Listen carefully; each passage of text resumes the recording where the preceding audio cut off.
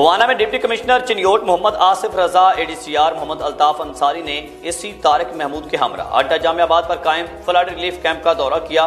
موضوع سہمل کے سیلاب متاثرین سے ملاقات کی اور ان میں راشن بھی تقسیم کیا۔ سیلاب متاثرین سیلابی پانی کھڑا ہونے سے شدید پریشانی سے دوچار ہیں، جبکہ ضلعی انتظامیہ نے بھی اقدامات شروع کر دیے۔ فوانا سے ناصر علی کی رپورٹ۔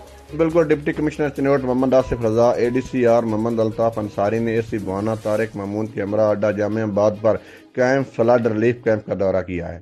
موضوع سامل کے سیلاب متاثرین سے ملاقات بھی کی ہے، ان میں راشن بھی تقسیم کیا ہے۔ اس حوالے سے ڈپٹی کمشنر چنیوٹ کا کہنا تھا کہ یہ چھوٹی سی کوشش ہے کہ سیلاب متاثرین کی مدد کی جا سکے۔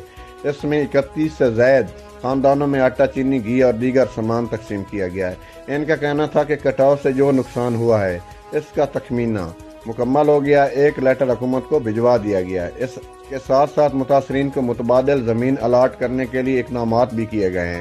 ڈپٹی کمشنر چنیوٹ کا کہنا تھا کہ پانی کی سطح کم ہوتی ہے تو یہاں حفاظتی باندھ بنانے کے لیے اقدامات بھی شروع کیے جائیں گے اور متاثرین کی ہر مدد کوشش کی جا سکے گی۔